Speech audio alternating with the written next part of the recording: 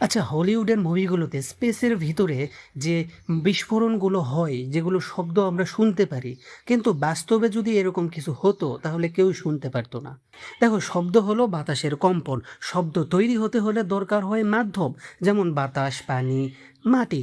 কিন্তু মহাকাশ হলো শূন্য, আর মহাকাশের মধ্যে কোনো মাধ্যম নেই, তাই শব্দও নেই। সিম্পল। তাহলে যদি একটা সুপারনোভা বিস্ফোরণ হয় সৌরজগতের মধ্যে, যেটা আমাদের সৌরজগৎকে উড়িয়ে দিতে পারে, সেটাও মহাকাশের মধ্যে নিঃশব্দে ঘটবে। তুমি আকাশের দিকে তাকায়ে ফালফালা চোখ করে দেখতে পারবা আলোর ঝলকানি, গ্যাসের মেঘ, কিন্তু যতই কান পাতে থাকো কিছুই শুনতে পারবা না। তাহলে হলিউডের মুভিগুলো কি আমাদেরকে মিথ্যে কথা বলে? স্টার ওয়ার্স, অ্যাভেঞ্জার্সের মতো মুভিগুলো, যেখানে তারা স্পেসের ভিতর ঘুটোঘুটি করে আর সেগুলোর শব্দ আমরা শুনতে পারি, না, এগুলো আসলে জাস্ট ইমাজিনেশন।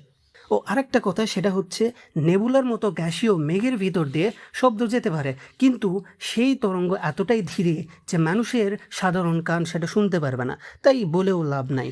আর আমি ভবিষ্যতে এরকম আরও দুর্দান্ত সব ভিডিও বানাবো। আর ফালফালা চোখ করে ফোনের স্ক্রিনের দিকে তাকিয়ে না থেকে এখনই সাবস্ক্রাইব বা ফলো করে রাখো, ঠিক আছে?